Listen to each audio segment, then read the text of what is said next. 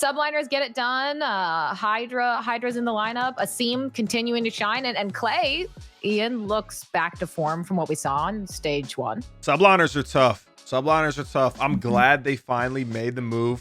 I know we had talked about bringing HyDra in, and he's been proving, yeah, his S&D has been, I guess, average, but that is something that he's going to need a little bit more time in, not only just because S&D is different and when you're in the CDL from challengers, but also with the language barrier and maybe understanding their philosophy, their strategies, whatever. But HyDra looks like an absolute beast. I believe since they brought him in, they haven't lost a hardpoint yet.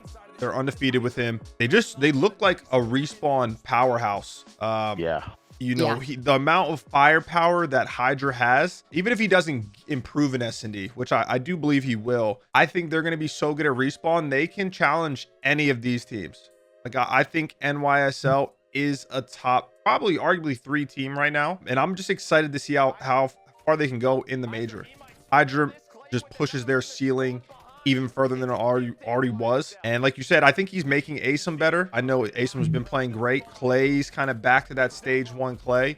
So I think just having HyDra in the lineup has been huge for them. They seem to like when I watch them, I think they're really quick. Like they're really quick around the map. They make really smart decisions really fast and hard points, and it's showing. Like, and whenever they go into listen to him, just like Clay, just like go, break, like slide out, I got you. And the team just goes, and they're hitting shots. They're flowing, man. They're flowing, and Mack's really getting comfortable in that second AR role. And then when you have HyDra really becoming a superstar SMG, like he is a top tier respawn talent, I'll say it at this point as an SMG already. It's just making their teamwork look so flawless. And in terms of S&D, he might not ever become the greatest S&D player, but he only has to fit into the system and do what the team he doesn't needs have to do. be the greatest. He doesn't have to be the greatest, right? He just become a decent average search and destroy player, and it's fine. You win enough of those. Let's say you win 45% of them, you're going to be competitive with how strong they are in respawn. So that's all that really matters. They got themselves the first seed after beating Atlanta. I mean, what more could you ask for your first stage as a pro? And then we're just going to see if they can actually find a way to win in the major to start off, where they always drop down into losers, but we'll see. And I'm not sure, do you guys remember, because I want to, and you just touched on it back then, but I do want to give some love to Mack, right? Because Asim has had these standout games, and we've given him a lot of love, and same with Clayster, HyDra.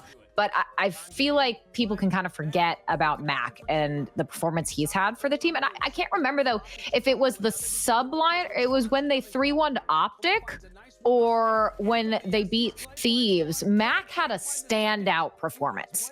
I think he was streaking on maps. He was playing absolutely incredible. So at least on my end, I want to give props where props are due to Mack, because I think he kind of maybe doesn't always have like the loudest personality per se. So he can kind of get lost behind the hype that's been around everything else. But I agree with you guys. Subliners, they look so good. They look so strong. And if you gave me 2 teams that come to mind that could, you know, take down Toronto, it's going to be Subliners and FaZe.